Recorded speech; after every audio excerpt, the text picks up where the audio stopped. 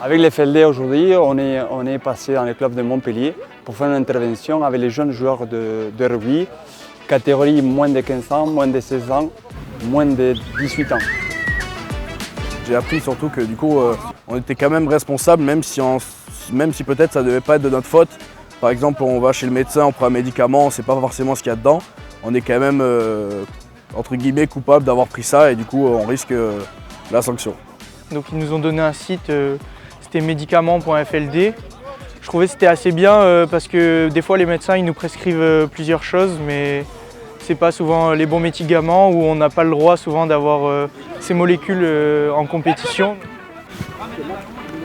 J'étais sportif de haut niveau, j'étais joueur de rugby professionnel et joueur de l'équipe d'Argentine à 7. Et dans ce cadre-là, j'ai eu des expériences de contrôle antidopage et je l'ai suivi sans être formé, sans être éduqué auparavant.